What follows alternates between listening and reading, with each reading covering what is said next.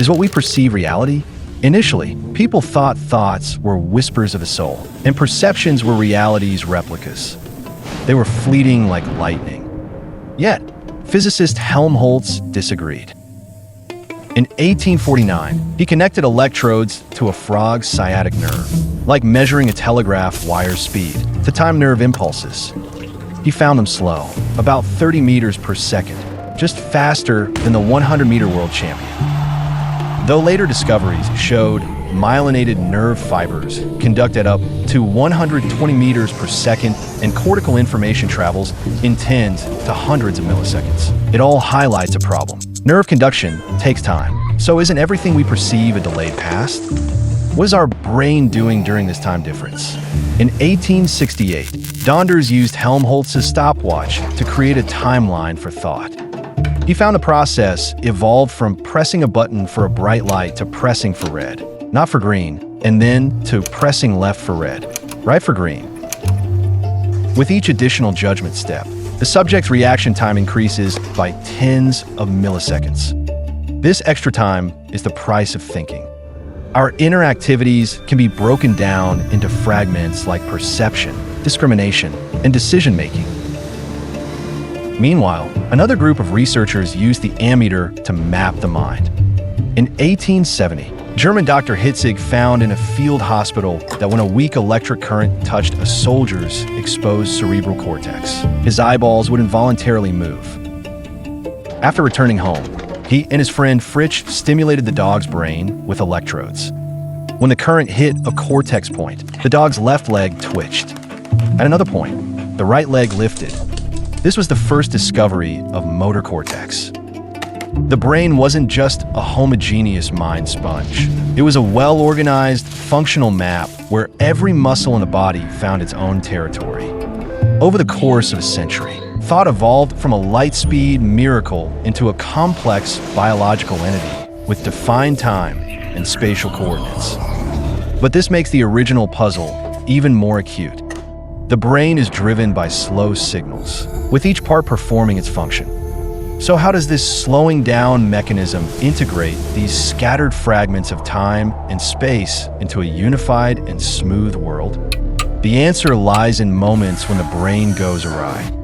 In the 17th century, Newton conducted a crazy experiment. He inserted a needle into his eye socket and pressed the back of his eyeball. Instantly, white, black, and colorful circles appeared in his vision. This led him to realize that color isn't just a property of light. It's an experience generated by the visual system. The brain creates color. Helmholtz illustrated this with a childhood story. As a child, he mistook a figure in a clock tower for a doll and asked his mother to take it down. This misunderstanding from the perspective effect made him realize our eyes receive only a two-dimensional retinal image, inherently ambiguous. The brain infers depth and size based on a rule that closer things appear larger. Everything we perceive is the brain's inference from incomplete information and past experiences. However, the Gestalt school presented undeniable proof beyond mere experience. The Canisa triangle. When we see three Pac-Man-shaped patterns, a white triangle with a sharp outline, even brighter than the background, will emerge. And the boundary of this triangle does not exist at all. They believe that the brain is not reasoning, but an irresistible instinct. Transform fragments into a complete whole, creating something from nothing. The debate over whether perception is inferred or innate has persisted for decades. Both sides agree that what we perceive isn't entirely the external world itself, but rather the brain's processing, interpretation, and creation. Gregory summarized, perception is a hypothesis. The brain, like a scientist, forms hypotheses from sensory data. Illusions aren't flaws in our sensory systems, but evidence that mechanisms fail in certain situations. The brain's willingness to risk mistakes by guessing and filling in gaps allows us to navigate the world with incomplete information. Even the physiological blind spot in our vision, formed by optic nerve convergence, is predicted and filled by the brain based on context. At this point, the initial question about slowness began to take shape. The brain overcomes signal delays because it's not just a passive receiver. It's an active and insightful prophet. In the 21st century, neuroscientists like Friston have developed more precise models of this function, known as predictive processing. The brain doesn't passively wait for sensory signals. It actively generates an internal model to predict what it will see and hear next. What comes from the senses is not complete information, but prediction errors. When predictions are accurate, the world flows smoothly and naturally. But when something unexpected happens, like missing a step, a strong prediction error signal floods in, forcing the brain to revise its internal model and letting you experience surprise, so you can guess better next time.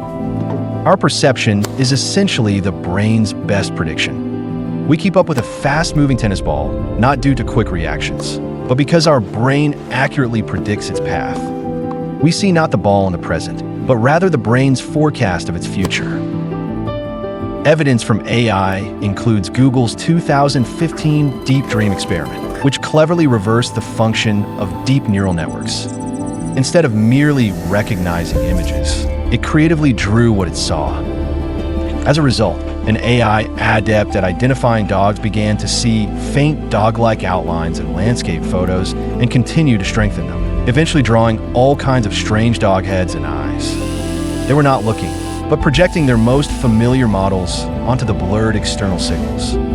These digital dreams are strikingly similar to hallucinations experienced by humans on psychedelics, suggesting that our brains are similar fantasy machines, seeking patterns in chaos and creating meaningful images from noise.